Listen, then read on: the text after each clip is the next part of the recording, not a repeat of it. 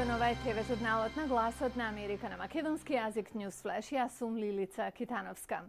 Американскиот сенатор Едвард Кенеди, најмладиот брат на починатиот американски председател Џон Ф. Кенеди и еден од највлијателните законодавци во американската историја, почина на 77 годишна возраст. Семејството на Кенеди вели дека тој починал доцна во вторникот во неговиот дом во малиот град во Масачусетс, Хајаниспорт. Демократскиот сенатор последната година страдаше од неизлечива форма на рак на мозокот. Соопштението објавено од семејството го опишува како незаменлив центар на нашето семејство и радосна светлина во нашите очи. Тој беше одсутен од Американскиот сенат заради болеста, што го принуди да работи од дома, на прашањето што беше негов заштитен знак – националниот здравствен систем. Кенеди го представуваше Масачусетс во Американскиот сенат од 1962, кога беше избран на местото што претходно го држеше председателот Кенеди. За време на сенатската кариера тој беше силен поборник за либерални каузи, меѓу кои за граѓански права, образование и имиграција покрај здравствената заштита. Председателот Барак Обама, кого Кенеди го поддржа за време на председателската кампања во 2008-та, неодамна му ја додели наградата Медал на слободата на болниот сенатор.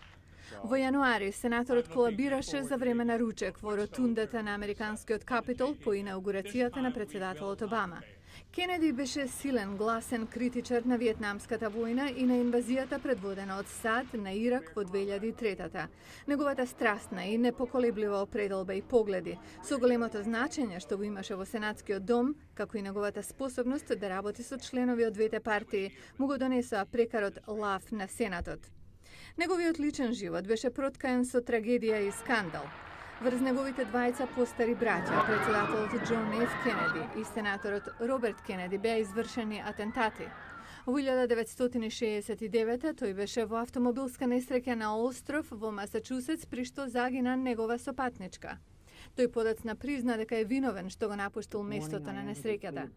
Неговиот прв брак со Џоан Бенет Кенеди заврши со развод во 1982 по 24 години заедно. Се ожени по втор пат со Викторија Реџи и има 3 деца од претходниот брак и неколку внуци.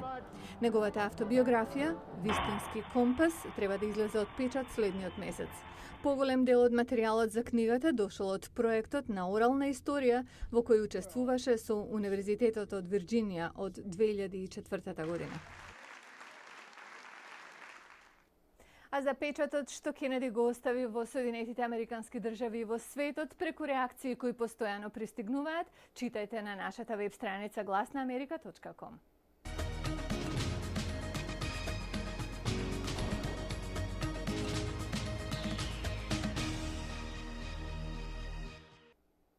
А сега одиме на друга тема. Владината програма Готовина за стари автомобили заврши, се чини помалку неславно.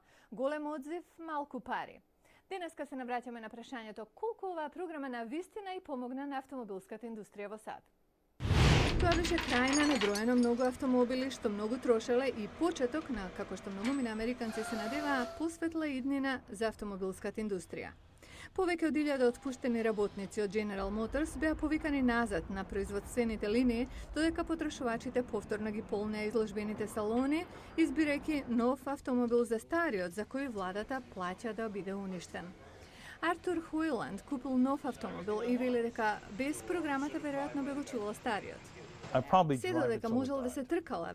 Понудата одвој одржуваше чекор со поварувачката. Многу представништва останаа празни. Скот Адисон вели, ова бил историски месец по сите параметри. Тој управува со Фицџералд од Мериленд компанија со 36 представништва. Луѓето доаѓаа во хорди да се осигураат дека го имаме автомобилот што го сакаат, да видат дали се квалификувани за програмата, да си ги земат тие 3500 или 4500 долари. Но владата бавно ги исплаќаше тие пари што представништвата ги даваа на купувачите. За поголеми представништва може и да не е проблем, но помалите влегоа во вистински проблеми. Некои се доведоа до ситуација на банкротство. Конгресот одобри 3 милиарди за оваа намена. Американскиот оддел за сообраќај ветува дека парите ќе бидат исплатени. Некои се надеваат дека ова сепак ќе доведе до долгорочен растеж, но други се внимателни во проценките, барем додека не пристигнат чековите и секако додека стародиите се претворат во вистински отпад. За реакцијата на пазарот сепак треба да се почека. Истражување направено во 178 држави во светот покажа дека 30 до 40% од сообраќајните незгоди на патиштата се случуваат заради алкохол. Во продолжение ќе чуеме што американските законодавци прават да го намалат бројот на загинати на патиштата.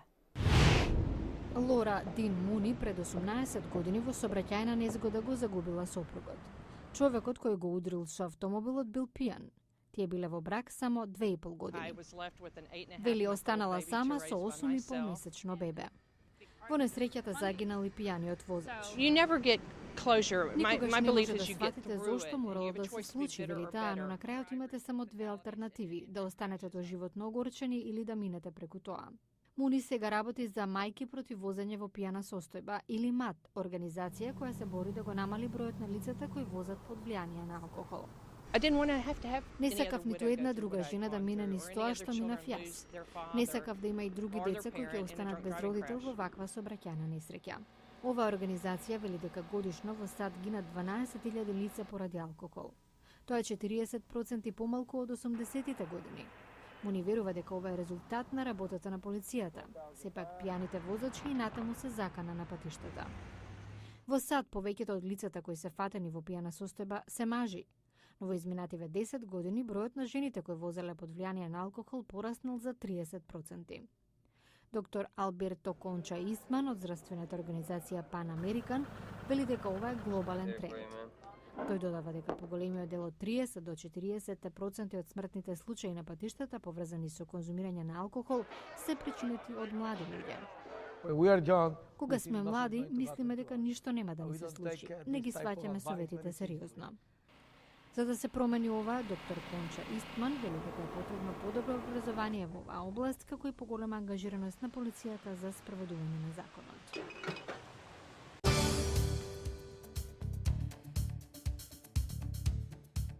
Утре во Newsflash и подвижните сендвичари на Твитер.